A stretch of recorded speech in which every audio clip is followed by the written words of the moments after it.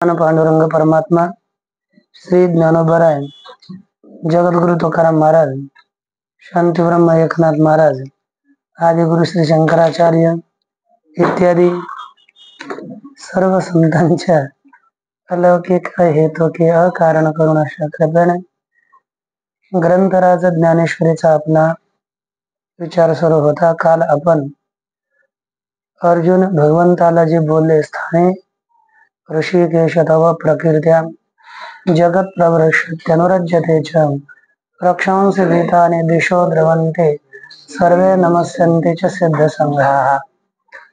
या श्लोकाला अनुसरून आपण विचार काल पाहिला आणि भगवंताला सिद्ध लोक वगैरे हे नमस्कार करतील याचं कथन केलं. आता त्यापुढे अर्जुनजी बोलतात पहा. त्वमादिदेव पुरुष पुराण त्वमस्य विश्वस्य परं निधानम्.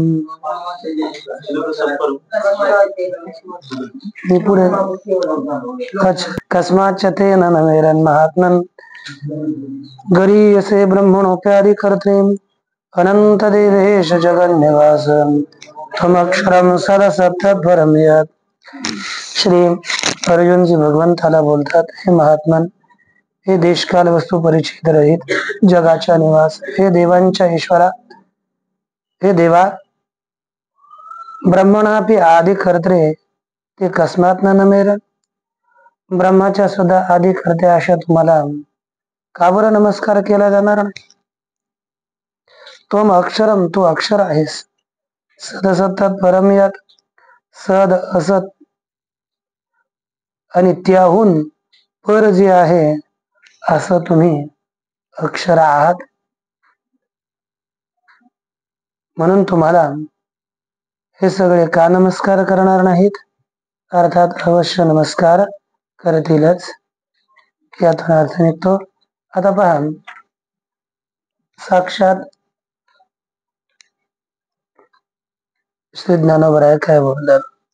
एथगा कवना कारण राक्षस हे नारायणा न लगतीच चरणा पदे झाले.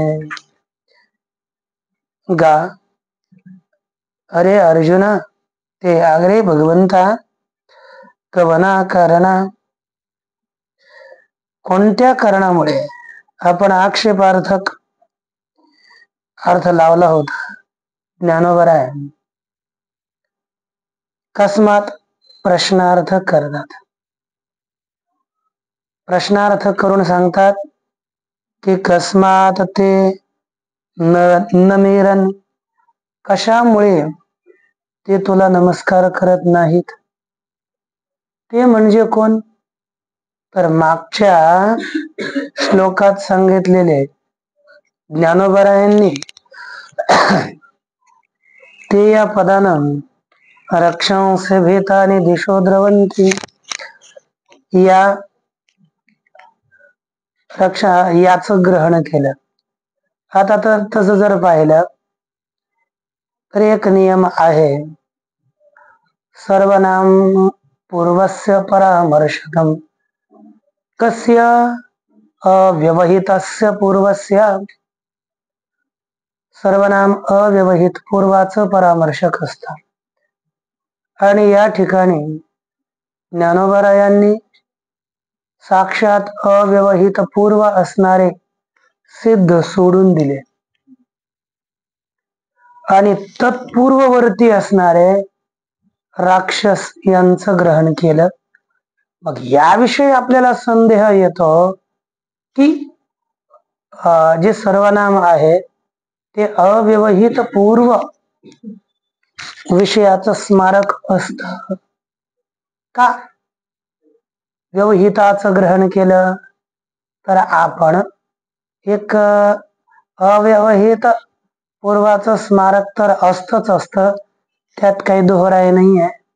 परंतु जसं इदमस्तु सन्निकृष्टे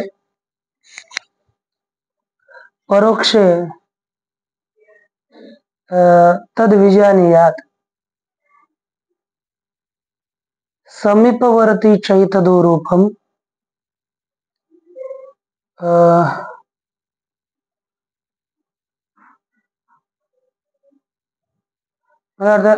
इदमस्तु सन्निकृष्टे अदस विप्रकृष्ट आणि सहित समीपवर्ती चैतदूरूपम परोक्षोत्य द्विजानीयात असं काहीतरी आहे.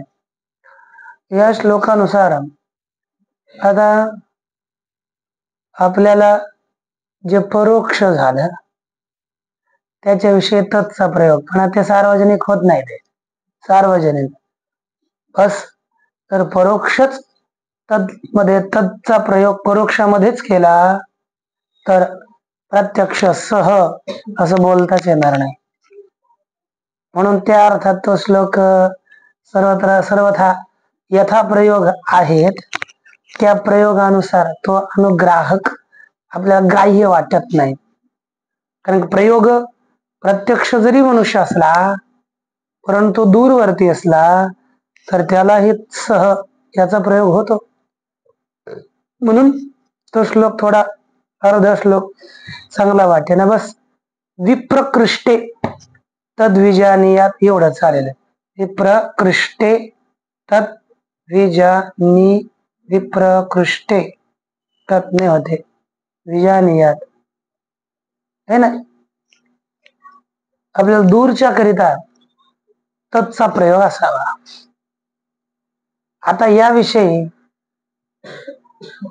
जर आपल्याला दूरच्या करिता तत्चा प्रयोग केला तर सर्वनाम जरी असलं तर अव्यवहिताचा ग्रहण न करता दूर असणारा थोडा मागे असणारा राक्षस आपल्याला ग्रहण करता येतील. कारण की दूर आहेत.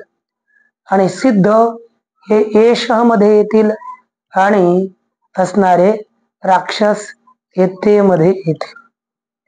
तरी आता पुन्हा एक समस्या आहे. आता काच असं लिहिलं मला बी काही कळेना, परंतु सर्वे नमस्यंतीचे सिद्ध सांगाय ठीक आहे. तेचा जर अर्थ आपण आता ते म्हटलं तर ते या ठिकाणी पुल्लिंगी आहे आणि रक्षांश नपुंसकलिंगी आहे. मग या ठिकाणी बस लिंग परिवर्तित करून आपल्याला ते मानावं लागेल. तर ते आता संगती ओव्यांची लागायची मग आपल्याला तो त्यानुसार त्याचा अर्थ ग्रहण करावा लागतो. आता बोलतात पा एथगा कवना कारणा हे अर्जुन हे भगवंता या ठिकाणी कोणत्या कारणामुळे हे राक्षस नारायणा अरे नारायणा कोणत्या कारणामुळे हे राक्षस न लगतीचे चरणा पळते झाले तुझ्या चरणावर न लागता पळत आहेत. काय कारण आहे? तुझ्या चरणावर लागत नाहीत आणि हे पळतात त्याचं कारण काय? तेव्हा उत्तर देतात बा पुढे सांगतात आणि प्रश्नच आहे. आणि हे काय तू ते पुसावे हे तुले आमासी जाणावे तरी सूर्योदयी राहावे कैसे नितमे. आणि हे काय तू ते पुसावे देवा हे तुला आम्ही कशाला विचारावं. हे तुले आमासी जाणवे तुला हे कशाला विचारावं एवढं आम्हालाही कळतंय. तुला विचारण्याची आवश्यकता नाही. कारण की तुम्हाला आमच्या अंतःकरणात अज्ञान आहे हे सांगण्याची आवश्यकता नाही. या अगोदरच तुम्हाला ठाऊक पाहिजे ना, है की नाही. परंतु सांगतात की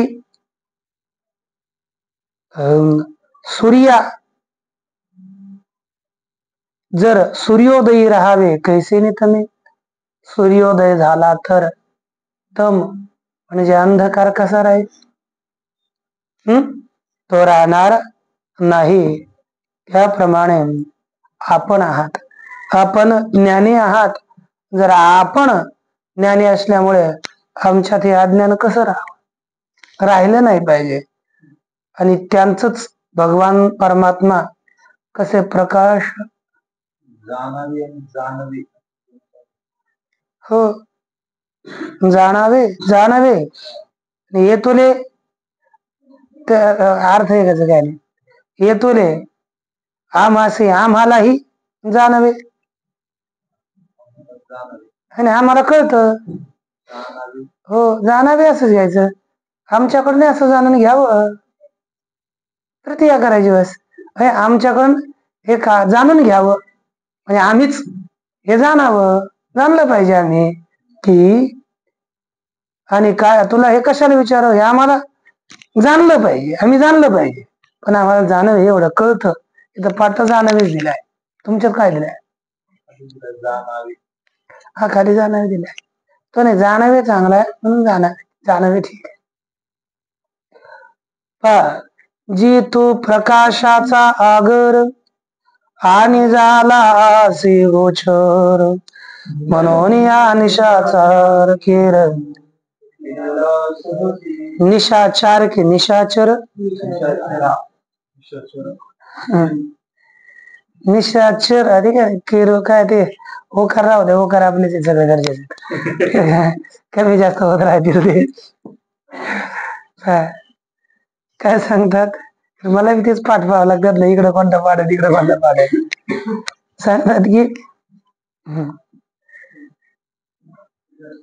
जी तू स्वप्रकाशाचा आगर अरे देवा आपण स्वयंप्रकाशाची खाण आहात आणि झाला असे गोचर आणि आपण गोचर झाला असे तुम्ही इंद्रियांचा विषय झाले आहात म्हणून कारण की आपण स्वयंप्रकाशाचे आगर स्वयंप्रकाशाची खाण आहात आणि आपण सगळ्याला विषय सगळ्यांना गोचर म्हणजे कसे स्वयंप्रकाशाची खाण आहेत या रूपाने आपण गोचर झाला कारण की अत्रायम पुरुष स्वयं ज्योती हा भगवान परमात्मा कसा आहे स्वयंप्रकाश आहे म्हणून भगवान परमात्म्याचं वर्णन सच्चिदान सच्चित आनंदम ब्रह्म किंवा विज्ञानमानंदम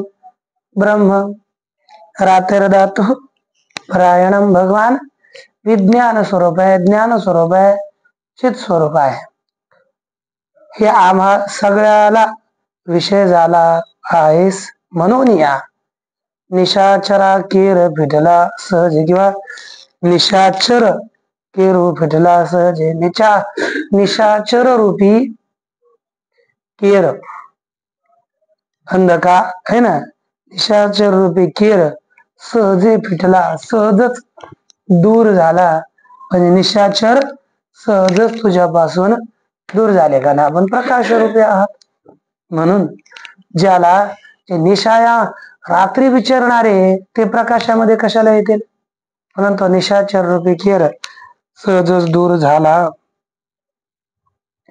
आणि त्याच वर्णन करताना बोलतात की देवा गरीयसे शब्द आहे ना गरीयसे याचं व्याख्यान करतात हे येतुले दिवस आम्हा काही नेनवेची श्रीरामा आता देखतसे महिमा गंभीर तुझा गरीयस अर्थात गंभीर है ना आपल्याला गुरु शब्द आहे गुरु शब्दापासूनच काय होतं गरीयस गुरुच्या ठिकाणी गर आदेश होतो यसून आणि इमनिच प्रत्यय पुढे असेल तर यसून इमनिच तो असं खाली निघून खाली हे येतुले दिवस आम्हा काही नेनवेची श्रीराम हे प्रभो श्रीरामा हे एवढ्या दिवस आम्हाला काहीच कळत नव्हतं आता तू कसे आहात तुम्ही कसे आहात आम्हाला तुम्ही स्वयंप्रकाश रूप आहेत की नाहीत एवढ्या दिवस आम्हाला काही कळलं नाही बालपणापासून तुमचे सवंगडी होऊन बालपणापासून नाही असं हा बालपण हे काय बालपण झाले तेव्हा भगवान थोडे मोठेच होते है की नाही तोपर्यंत कोणी इकडे आलतेच मग आपल्या आत्याकडे तर जातच होते. तरी लहानपणापासून बालपणापासून देवा आम्ही तुझ्या बरोबर राहत होतो, परंतु आम्हाला तुमचा महिमा आतापर्यंत कळाला नाही. आता देखत असे आता तुझा गंभीर महिमा देखत असे. आता मी तुझा गंभीर गंभीर म्हणजे ज्याचं अतिशय खोल, अतिशय गहन महिमा मी तुझा पाहत आहे. म्हणून गरी असे या पदाचं व्याख्यान केलं. आपण गरीयस आहात, श्रेष्ठ आहात. ब्रह्मणोपी आदि कर्ते याचं व्याख्यान करताना बोलतात, जेथून नाना सृष्टीची आवली पसरती भूतग्रामाची आवेली, तयात महत ब्रह्मा ते व्याले दैविकी इच्छा. बोलतात की जेथून नाना सृष्टीच्या ओली पसरती भूतग्रामाची वेली, ज्या ठिकाणाहून अनेक नाना सृष्टीच्या ओली, अनेक प्रकारच्या सृष्टीच्या ओली, ओली म्हणजे ओळी, रांगा पसरतात, ज्याच्यापासून या सगळ्या सृष्टीच्या रांगा निघतात. आणि भूतग्रामाची हवेली पसरती व प्राणी समुदायाच्या वेली पसरतात. देहली दीप न्यायानं ओली वेली इकडे दोन्हीकडे मागे पुढे त्याचा अन्वय करायचा. मग कळतो का देहली दीप न्याय?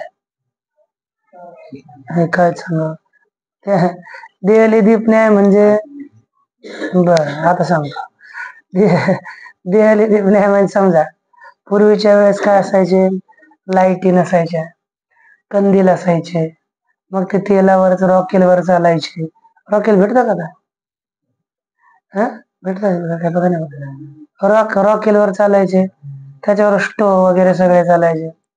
मग लावलं तेल तर वापरू शकत नाही, रॉकेल 20 रुपये, 10 रुपये असं कमी असायचं ना. आणि तेल महाग असायचं, 30-35-40 रुपये असं, 30-35 असं. मग ते काय आता समजा आता लाईट पाहिजे तेव्हा तर पाहिजे, आणि डबल तर लावल्यावर तेल तर जळतंय, रॉकेल जळतंय ना. मग ते काय करायचं, दरवाज्यात आता ठेवायचा. तर तो प्रकाश पुढे दारातही पडणार, पुढच्या खोलीतही पडणार, आणि इकडच्या खोलीतही पडणार. देहली म्हणजे उंबरा, त्याच्यावर दिवा ठेवला तर जसं ते त्याचा दोन्हीकडे प्रकाश पडतो, त्याप्रमाणे इकडं जे काही एक पद आहे पसरती, याचा दोन्हीकडे अन्वय करायचा. तिकडे मागे अन्वय करायचा आणि पुढे अन्वय करायचा. त्याला देहली दीप न्याय म्हणतात. जसं जर अनुभव करायचा असेल तर इथल्या खोलीत जाऊन पहा, एकच बल्ब दोन्हीकडे पडेल आहे.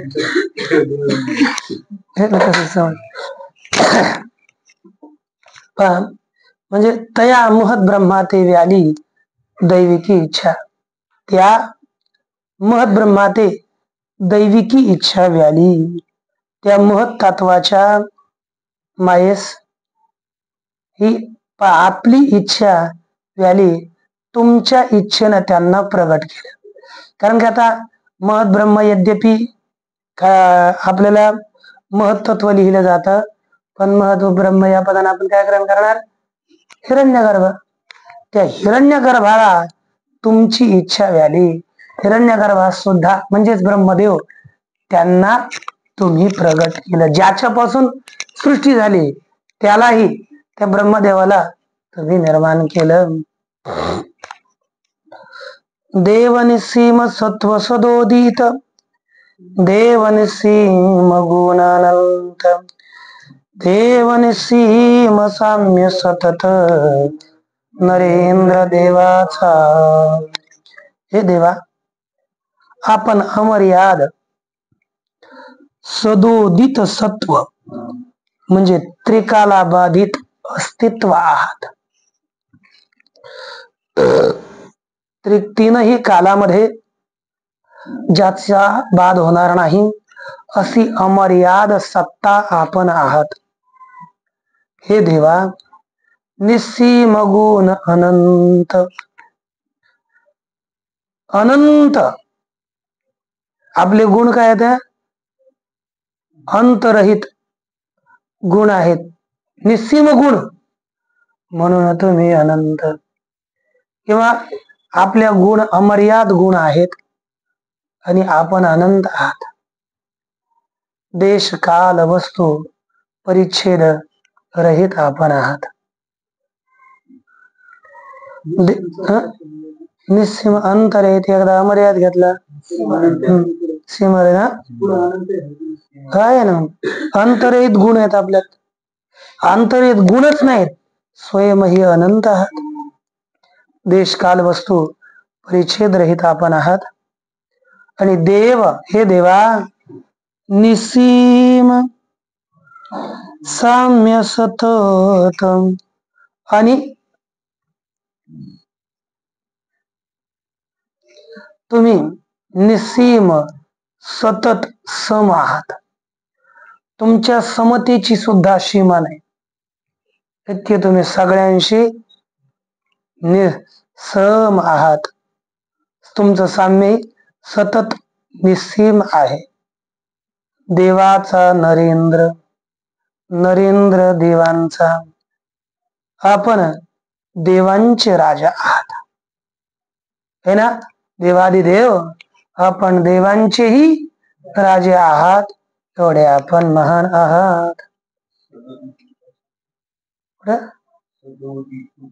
मग सांगितलं होतं की त्रिकालाबाधित. अच्छा, मग मला तुम्हाला विचारलं पाहिजे. सदोदित लक्षात नाही आलं. सदा, सदा यायचं आपला अव्यय. उद उपसर्ग आहे, इनगतो धातू आहे, आणि त प्रत्यय आहे. ओदित, उदित, सदोदित, सदा प्रगट आहे. म्हणजे सदा तुम्ही नित्य निरंतर राहणारे त्रिकाला बाधित असं तत्व आहात.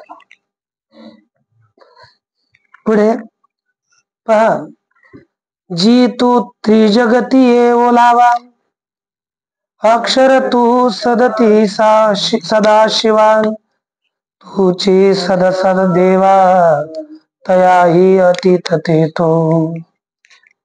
जी, अहो देवा, तू त्रिजगती ये ओलावा, तुम्ही या तीनही जगाला, म्हणजेच स्वर्ग, मृत्यू, पाताळ, या तिघांनाही तू ओलावा आहेस. किंवा ते त्रिजगत, तू त्रैलोक्याला, त्रैलोक्याचा ओलावा तुम्ही आहात. स्वर्ग है ना, भूर्भुवः. तसेच तूची सदसत देवा, हे देवा, तूच सत आणि असत आहेस. सद्रूपही तू आहेस. हा, राहिले का? सांगतो ना. तू सदसत देवा, हे देवा, तू सत आणि असत आहेस. तसेच तयाही अतीत ते तू. वेगळे गोष्टी तुमच्यात.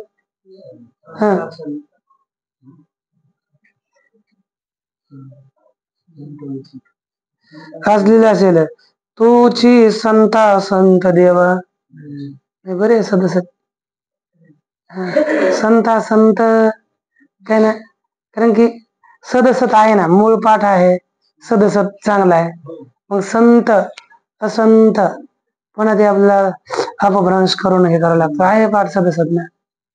तूच सत आणि असत आहेस. आणि 56 भाषेचा केला शे गौरव, त्याच्यामुळे संस्कृत भाषा आली तर काय समस्या नाही त्याच्यात. तू हो घ्या, काय प्रश्न. जी ओलावा घ्या, किंवा त्यांना सगळ्यांचं जीवनही आपणच आहात. ती जगतीला ओलावा आपल्याला, त्यांना म्हणजे एखाद्या झाडाला ओलावा असला तर ते झाड असतं वाढतं, त्याचा आश्रय, त्याचं त्यांना आनंदित करणारा आपणच आहात, दुसरा कोणी नाही. अरे यांनी काय लिहिलं की आश्रय लिहिलाय, आणि यांनी काय लिहिलं आपलं काय कुठे गेलं, यांचं घडतच नाही. आश्रयस्थानच आहे, सकल त्रैलोक्याचे आश्रयस्थान आहात. आणि सत असत, जे सत पदार्थ आहेत तेही तूच आहेस, असत पदार्थ आहेत तेही तूच आहेस. तयाही अतीत, या दोघां सद आणि असतहून भिन्न अतीत जे आहे ते सुद्धा तूच आहेस. आणि पुढे पुन्हा बोलतात, त्वमादिदेव पुरुष पुराण, त्वमस्य विश्वस्य परम निधानम, एतास्य वेद्यं च परं च धाम, त्वया ततं विश्वमनन्तरूप. हे देवा, पाहता या ठिकाणी हे अनंत रूप एक संबोधन आहे. हे अनंत रूप, त्वम आदिदेव पुराणः पुरुषः, त्वम अस्य विश्वस्य परम निधानम, असे जोडा.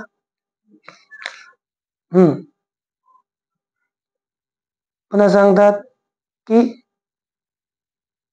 त्वम वेत्ता असि, वेद्यमसि, परम च धाम असि, त्वया विश्वम ततम.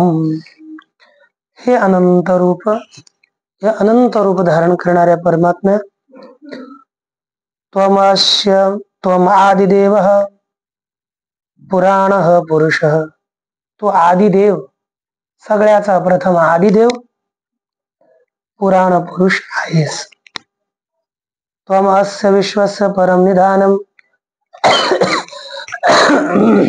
तू या सगळ्या विश्वाचा परम निधान, परम आश्रय ठिकाण आहेस. आणि तू वेत्ता आहेस, सगळ्या जगाला जाणणारा तू आहेस. वेद्य, जाणणे योग्यही तू आहेस. परमधाम, परम श्रेष्ठ धाम, तेही तू आहेस. त्वया विश्वम ततम, तू या संपूर्ण जगाला व्याप्त केलेले आहे. या श्लोकाचा अर्थ, तो प्रकृती पुरुषांची आधी, जी महत्त्वा तुझी अवधी, स्वये तो अनादि पुरातन. तो प्रकृती पुरुषांची आधी, आपण प्रकृती पुरुष यांचं आदी कारण आहात. म्हणजे आपण निर्गुण निराकार, आपल्याच स्वरूपावर प्रकृती आणि आपल्या त्या प्रकृतीने विशिष्ट झालेला ईश्वर शिव आहे. म्हणजे तुमच्याच ठिकाणी तुम्ही प्रकृती आणि पुरुषांचं आदी कारण आहात. जी महत्त्वा तुझी अवधी, आणि महत्त्वाचा अवधी, महत्त्वाची सीमा सुद्धा तूच आहेस.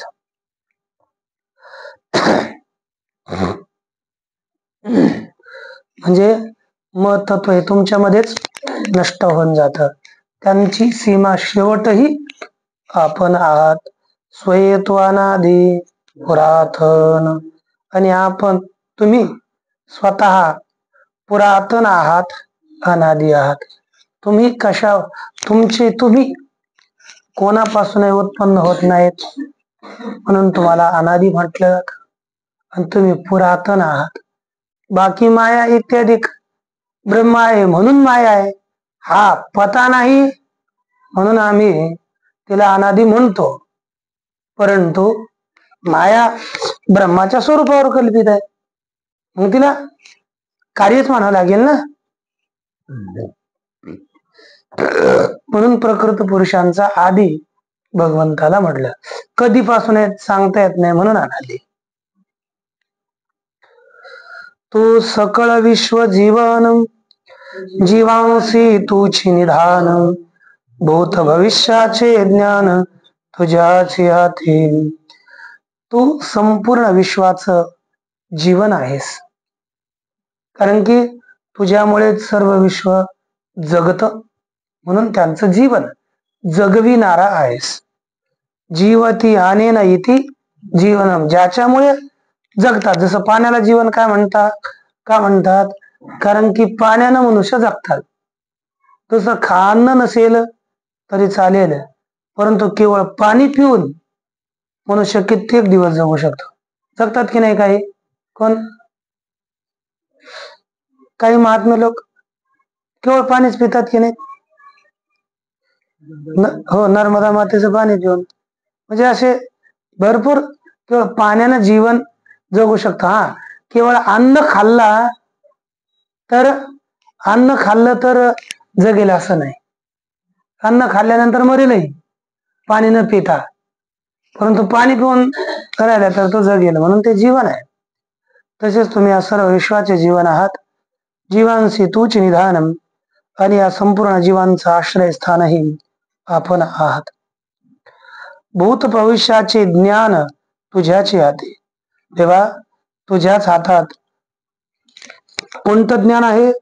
भूत ज्ञान, भूत पदार्थाचं ज्ञान, भविष्यात पदार्थाचं ज्ञान हे तुझ्या हातात आहे. देवा, जी श्रुतीची आलोचना, स्वरूप सुख तुझी अभिन्ना, त्रिभुवनाची आयतन तू. जी श्रुतीची आलोचना, स्वरूप सुख तूची अभिन्ना.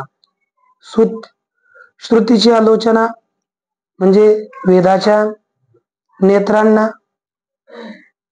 म्हणजे वेदाचं जे काही ज्ञान आहे त्या ज्ञानालाही स्वरूप सुख तूची अभिन्ना. असे स्वरूप सुख ते तूच आहेस, अभिन्न त्यांचा विषय तू आहेस. त्रिभुवनाचे आयतन तू, आणि तीनही भुवनांचं जे आयतन त्यांचंही आयतन तू आहेस. म्हणजे त्रिभुवनाच्या आश्रयाचा आश्रय तू आहेस. जर सहज जरी पाहिलं, त्रिभुवनाचं आश्रयस्थान काय? माया समजा, आणि त्याचं आश्रयस्थान कोण आहे? परमात्मा.